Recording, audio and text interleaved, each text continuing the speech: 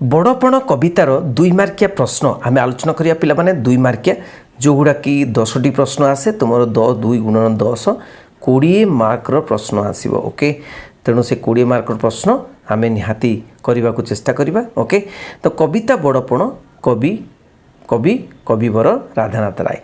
देख पिला माने एटी प्रश्न पड़िथिबो कोन ना प्रश्न पड़िथिबो लेखा और लेखकक सहित उत्तर लेख बोली लिखाई लेखा और लेखक 1 मार्क। ओके, लेखा और लेखक 1 मार्क आउ उत्तर रे 1 मार्क। ओके, तेणु आम लेखा और लेखक कौन लिखा जदि ये प्रश्न पड़ी थाए ताहले आम लेखा और लेखक लिखा कविता बड़पण आ कवि कविवर राधानाथ राय। ओके, तेणु प्रथम प्रश्न देख कवि राधानाथ केउ माननकु केसरी और से श्वान बोली कहिसंती।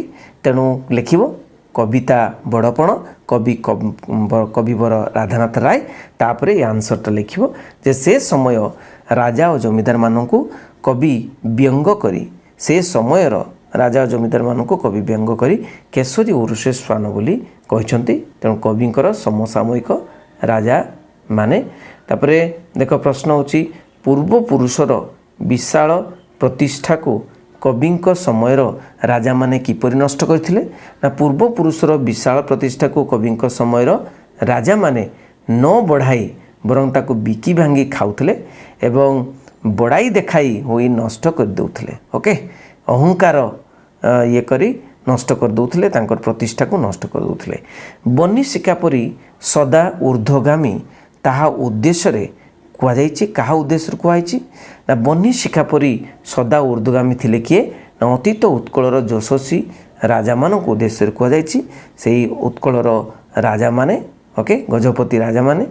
प्राचीन ओडिशार राजा माने किपरि उदार थिले ना प्राचीन ओडिशार राजा माने राज्य को निजर परिवार मने करुथिले एवं उदार भाव देखाउथिले। राजा और प्रजा मानक मध्य प्राचीन संपर्क किपरि थिला। राजा और प्रजा मानक मध्य प्राचीन संपर्क अत्यंत उत्तम थिला जहाँ को कवि सुधारा बोली कहिसंती। सुधारा, ओके, सुधारा माने अमृतर धारा बोली कहउचंती।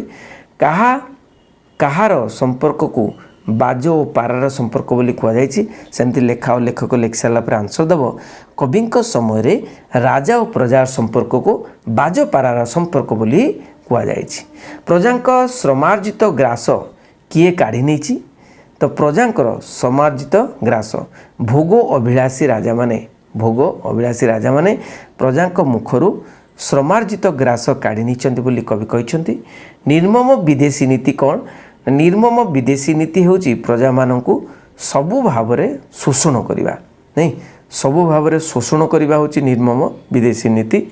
देशी राजा माने किपरि विदेशी नीति आपणैथिले ना देशी राजा माने सर्वशोषणकारी निर्मम विदेशी नीति आपणैथिले। ओके, राजा माने प्रजा माननकु किपरि भयभीत कराउथिले ना राजा माने प्रजा माननकु विदेशी संगीन रे विदेशी बंदूक रे भयभीत कराउथिले। ओके, संगीन माने कोन माने बंदूक। ओके, दरबार कालीन राजांकर राजधर्म किपरि थिला ना दरबार कालीन राजा मानकर राजधर्म थिला प्रजा मानक धन को कौन थिला राजधर्म ना प्रजा मानक धन को कौनसी प्रकार बोही नवा नहीं कि जरिमाना करी कि कौनसी प्रकार बोही नवा।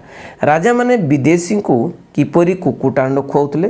राजा माने दुखी रंकी अरक्षित और विधवा मान को शोषण करी विदेशी को कुकुटांड खुआउतले माने कुकुड़ा अंडा खुआउतले।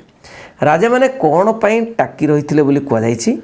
राजा माने प्रजा मानक ऊपर जोरिमाना करी सेही धनरे निजर मालखाना पूरण करिया पई टाकी रही। केते सुंदर प्रश्न। ओके, धन अर्जनर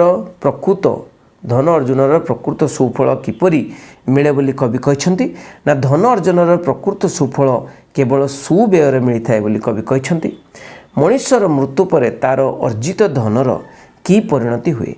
मनुष्यर मृत्यु पर तार जो अर्जित धन को से सांगरे नहीं करी जाए ना सबकिछि सेमिति पड़ी रही है ना कि विश्वविजय आलेक्जेंडर कहीं अश्रुसुक्त गंड करथिले माने तांकर गाल ओदा हो जाइथिला माने से जो अश्रु बुहाई थिले।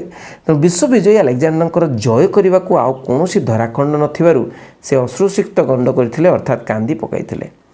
नेक्स्ट प्रश्न, आसीथिली फेरीगली शून्य हस्ते किए केतेबेले कहिथिले।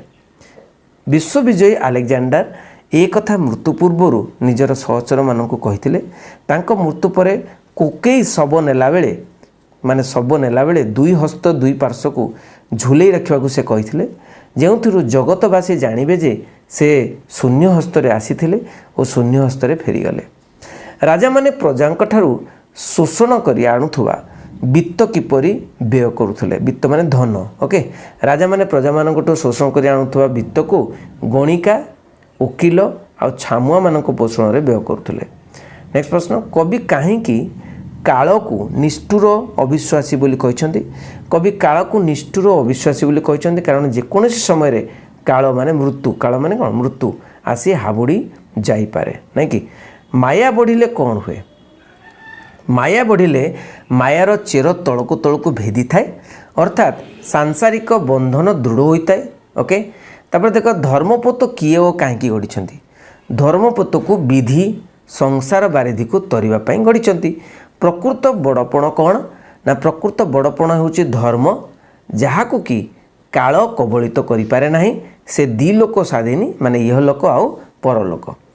उच्च होई लोभ उच्चतर गति किए काकू कहते? कवि से समय राजा मानू एक कहते कारण राजा माने राजधर्म मन दे महत कार्य करी उच्चतर गति लाभ करंतु बोली कवि परामर्श देते नहीं कि। तेणु ये जो 23टी प्रश्न बहुत इंपोर्टेंट प्रश्न एथुरु आसीबो जोटा कि साहित्य ज्योति प्रश्न। ओके, तेणु समस्त को शेयर करने को भूलिबे नहीं। Thank you very much. Vande Utkal Janani.